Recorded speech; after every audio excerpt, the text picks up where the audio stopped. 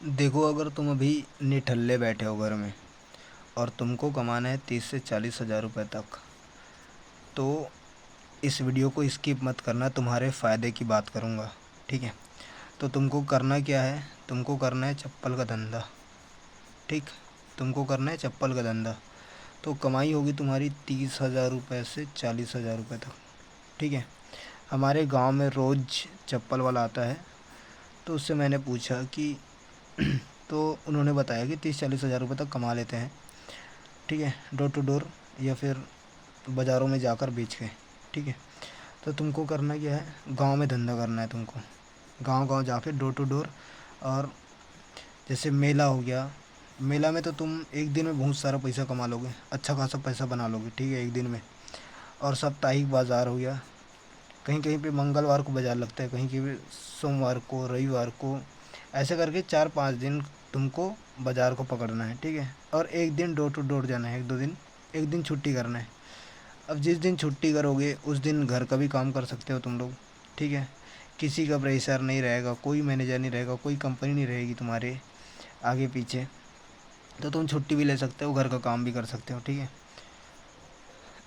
अब उसके बाद देखो, अब तुमको धंधा करना है तो इन्वेस्टमेंट भी तो करना पड़ेगा। बिना पैसा लगाए तुम पैसा तो कमा नहीं पाओगे। इसीलिए अगर तुमको इन्वेस्टमेंट करना है तो पैसा कहाँ से लाना है, ये चीज़ देखो। तो सबसे पहली बात तो है, तुम्हारे पास अगर पैसा नहीं है तो तुमको काम करना पड़ेगा। ठीक है? ये तो प्रैक्टिकल बात है, तुमको काम करना ही पड़ेगा। काम करोगे तब तो पैसा आएगा। तो कहीं पे कंपनी ज्वाइन कर सकते हो तुम वहाँ 15 हज़ार से लेकर 18 हज़ार 20 हज़ार रुपये तक तुम कमा सकते हो। ठीक है? 1 2 महीना कमाना पड़ेगा तुमको, ताकि पैसे आ जाएं और तुम उनको इन्वेस्ट करके पैसे कमा सको। ठीक है? अब वो मान लो तुमको कंपनी में काम नहीं मिलता, तो तुम बिल्डिंग वर्क कर सकते हो, यहाँ पे काम मिल ही जाता है रेजा कोली का। ठीक है?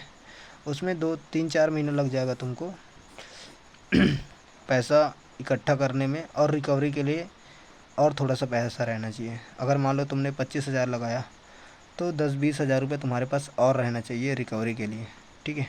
शुरू शुरू में कोई भी धंधा नहीं चलता एकदम अचानक से, थोड़ा सा पेशेंस रखना पड़ता है, थोड़ा सा काम करना पड़ता है, तब धंधा चलता है। ठीक है? अब उसके बाद अगर मान लो ये भी नहीं होता, ठीक है, तो तुम सोसाइटी से, जहाँ पे तुम लोग धान बेचते हो, गाँव वालों की बात कर रहा हूँ, जहाँ पे तुम लोग धान बेचते हो वहाँ पे तुम लोग लोन ले सकते हो, वो भी ब्याज फ्री। मतलब तुमको 1 साल तक ब्याज नहीं लगता। अगर 1 साल के बाद तुमने पैसा नहीं पटाया तो ब्याज लगेगा। ठीक है? ये भी नहीं मिला मान लो तुमको, तो तुम मुद्रा लोन ले सकते हो, प्रधानमंत्री मुद्रा लोन। ठीक है?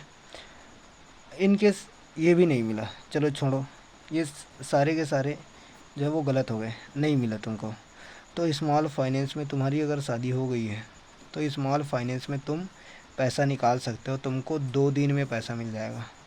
एकदम फास्ट प्रोसेस रहता है, जल्दी लोन मिल जाता है तुम। ठीक है? और 2% के ब्याज, 2% के इंटरेस्ट रेट पे मिलेगा, मतलब साल का 24%।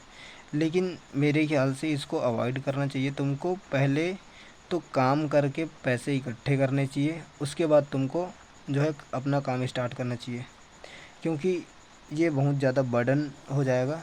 अगर तुम शुरू में नहीं कमा पाओगे तो लोन कहाँ से चुकाओगे। इसीलिए अगर कोई रास्ता नहीं मिलता तुमको तो स्मॉल फाइनेंस में ट्राई कर सकते हो, 2 दिन में मिल जाता है। ठीक है? तो देखो, इसमें अगर तुम 50 हज़ार रुपये का लोन लेते हो अपने धंधे के लिए, तो 1 साल में तुमको 12 हज़ार रुपये तक इंटरेस्ट भरना पड़ेगा। सोचो, इतना पैसा, 50 हज़ार में 12 हज़ार रुपये 1 साल में। ठीक है?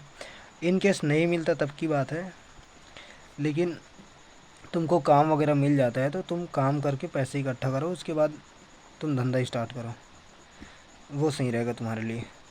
तो वीडियो कैसा लगा, अगर अच्छा लगा तो लाइक शेयर सब्सक्राइब करो, और इंस्टा पे फॉलो ज़रूर करना। Thank you.